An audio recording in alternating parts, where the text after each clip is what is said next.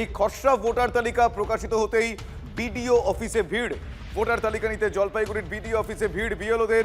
ভোটাররা সকাল 11টা থেকে বিকেল 4টে পর্যন্ত ভোট গ্রহণ কেন্দ্রে গিয়ে তালিকা দেখতে পারবেন।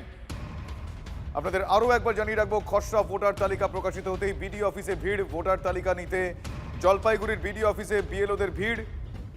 ভোটাররা সকাল 11টা থেকে বিকেল 4টে পর্যন্ত ভোট গ্রহণ কেন্দ্রে গিয়ে তালিকা দেখতে পারবেন। বিডিও অফিসে এসেছি আজকে খসড়া তালিকা প্রকাশ হবে বলে, তো সেই খসড়া তালিকা নিতে এসেছি। আচ্ছা, এখন কি করবেন এখান থেকে?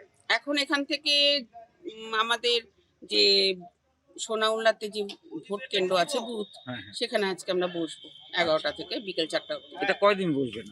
এটা এখনো সেই ইনস্ট্রাকশন পাইনি। আচ্ছা, মানে আজকে বসছেন? আজকে বসবো। আমরা ড্রাফট রোলটা পাবলিশ হলো, সেই ড্রাফট রোলটা নিয়ে আমাদের বসতে হবে বুথে। সেই জন্য আমরা ড্রাফট রোল সংগ্রহ করলাম সুপারভাইজারের কাছ থেকে। এখন কি করবেন এবার? এখন গিয়ে বুথে বসবো।